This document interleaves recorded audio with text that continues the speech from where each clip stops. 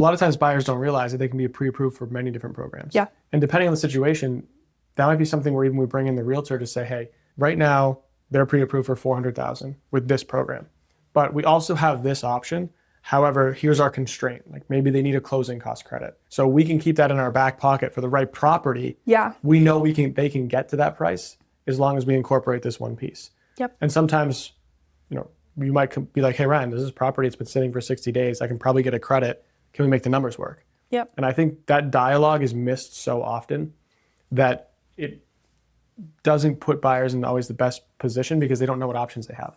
Like I had a conversation recently with an agent I've never worked with before in a different state. So it was just, she called me and said, hey, I have a question about this pre-approval. Well, they're only pre-approved up to $500,000. I said, no, that's what they asked for the letter for. I go, they're pre-approved at like 600. Yeah. And I told them that. She's like, oh, well, this house was 550. We didn't think we could see it.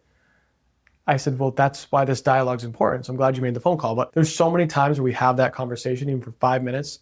And in that conversation, like we can move the numbers around much more than people think.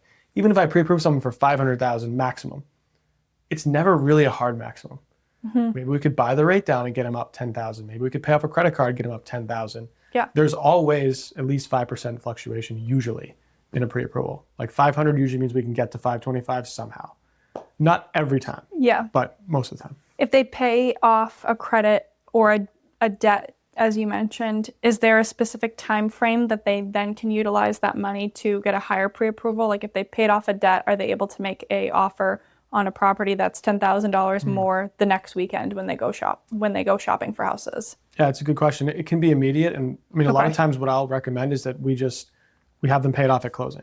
So rather than them paying off a credit card now and then 2 weeks go by and they buy a fridge or a couch and the balance is back up, I'll just say, look, we're going to pay this card off at closing. So don't use it. And this is the amount you're going to pay. And that way you only pay it when you know you're getting the keys. Yeah. Rather than you going out and stressing to drain your bank account to pay these cards. Yeah. And a house might not come up for 6 months. Let's just wait till closing. So we can do it without even having to make the payment, which is nice. I love that. I didn't know that.